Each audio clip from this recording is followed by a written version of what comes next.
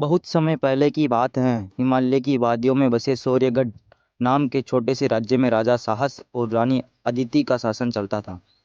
राजा साहस अपनी वीरता और न्यायप्रियता के लिए प्रसिद्ध थे, जबकि रानी अदिति अपनी बुद्धिमत्ता और सहदयता के कारण प्रजा के दिलों पर राज करती थी। उनकी जोड़ी को लोग लोक देवताओं की जोड़ी कहते थे। राजा साहस का एक सिद्धांत था, न्याय ही धर्म है। वह हमेशा अपने राज्य की प्रजा की भलाई के लिए कार्य करते थे। वहीं रानी अदिति ने राज्य में शिक्षा और कला को बढ़ावा दिया। उन्होंने हर गांव में पाठशालाएं खुलवाई और महिलाओं को भी शिक्षा प्राप्त करने के लिए प्रेरित किया। सब कुछ ठीक चल रहा था, लेकिन सूर्यगढ़ की सुख शांति को एक पड़ोसी राज्य अंधकारगढ़ के लालची राजा भरत सिंह की बुरी नजर लग गई। भरत सिंह को सूर्यगढ़ की उपजाऊ भूमि और प्राकृतिक संसाधनों पर अधिकार करना था।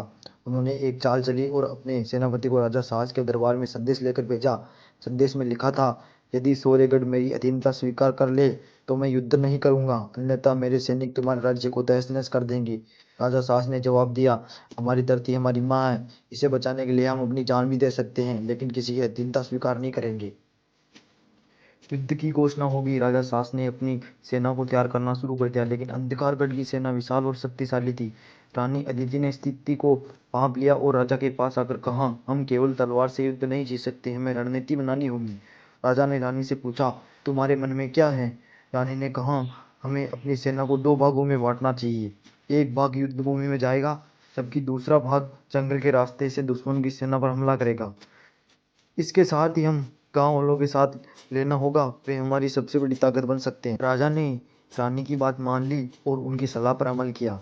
गांव के युवाओं, महिलाओं और बुजुर्गों ने मिलकर युद्ध के लिए रसद और हथियार तैयार किए। युद्ध का दिन आया। राजा साहस ने अपनी सेना का नेतृत्व किया और मैदान में वीरता से लड़े। वहीं रानी अदिति ने जंगल के रास्ते से दुश्मन की सेना पर हमला करने वाले दस्ते का नेतृत्व किया। अदिति की योजना के अनुसार दुश्मन की सेना को दो तरफा से घेर लिया गया। युद्ध भयंकर था। राजा साहस ने अपनी तलवार से कई दुश्मनों को धराशायी किया, लेकिन वर सिंह ने अपनी विशाल सेना के बल पर उन्हें घायल कर दिया। उसी समय रानी अदिति ने उनके सैनिक जंगल में रास्ते से आकर दुश्मन की सेना के पीछे हमला कर चुके थे। रानी अदिति ने अपनी बुद्धिमत्ता से युद्ध को पलट दिया। भरत सिंह की सेना चारों ओर से घिरी हुई थी, अंत में हार माननी पड़ी। युद्ध के बाद राजा साहस और रानी अदिति ने राज्य को फिर से संगठित किया।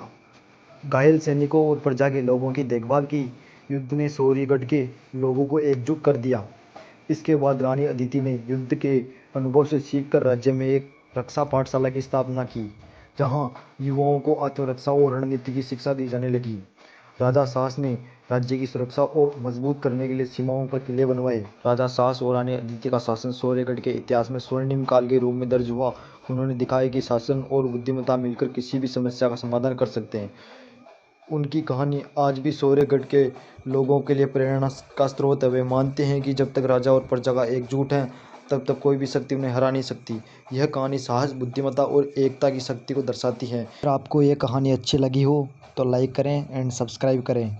जुड़े रहें हमारे चैनल के साथ इसी तरह के अच्छे वीडियो देखने के लिए। Thank you.